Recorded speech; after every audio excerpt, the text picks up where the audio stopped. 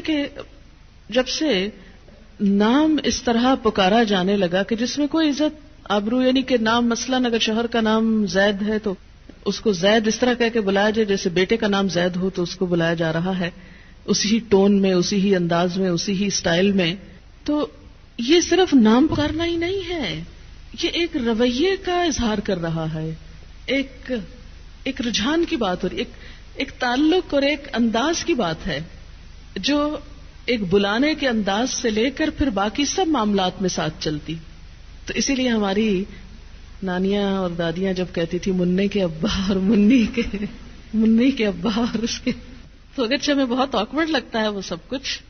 پھر ایک جنریشن تو مننے کے ابا کہتی تھی، اگلی کہتی صاحب کا ساتھ نام لگاتی تھی، شوہر کے نام کے ساتھ صاحب.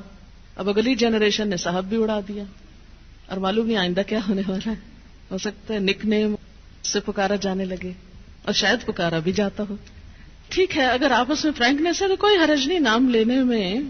آپ کو پتہ ہے کہ حضرت عائشہ جب حضور سے ناراض ہوتی تھی تو کیا کہتی تھی، کیسے پکارتی تھی ان کو؟ صحیح حدیث کے الفاظ مجھے یاد نہیں. آپ صلی اللہ علیہ وسلم نے ایک دفعہ فرمایا کہ عائشہ جب تم مجھ سے ناراض ہوتی تو مجھے پتہ چل جاتا ہے، کیونکہ تم کہتی ہو ابراہیم کے رب کی قسم. یہ کہنے کی بجائے کہ محمد کے رب کی قسم کہتے ابراہیم کے رب کی قسم، یعنی پھر تم میرا نام لینے کی بجائے حضرت ابراہیم کا نام لے. تو یہ ہے کہ نام لینے میں حرج نہیں، کوئی حرج نہیں اگر نام سے پکارا جا رہا ہے، لیکن تو اور تم نہ کہیں.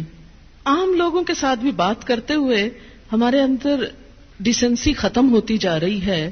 آپ دیکھیں کہ اگر ہم اپنی کسی دوست کو بھی تو کہیں تو کہتے ہیں بہت فرینکنیس کی علامت ہے، لیکن مجھے تو کبھی ایسی فرینکنیس اچھی نہیں لگی کہ جس میں انسان بدتمیزی پہ اتر آئے اور تو اور تم کہنے لگے.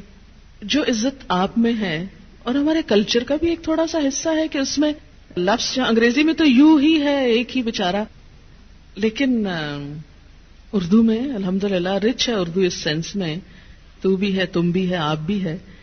تو ایک اچھے لفظ کا انتخاب کر لیں، اور جب اللہ نے ایک درجہ زیادہ دے دیا تو عزت کا لفظ بولنے میں نقصان کچھ بھی نہیں ہوگا. جواب میں آپ بھی عزت پائیں گے، کیونکہ جب آپ کسی کو تم کہہ کے بلائیں گے تو پھر دوسرے کو بھی تم کا موقع دے رہے ہیں. پنجابی میں بھی ہے ایک لفظ، ایک تو ہے اور ایک تسی ہے.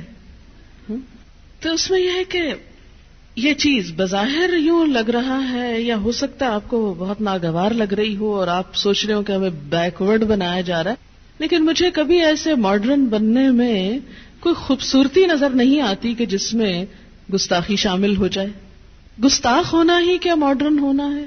کیا بدتمیزی کرنا ہی کانفیڈنس کا نام ہے؟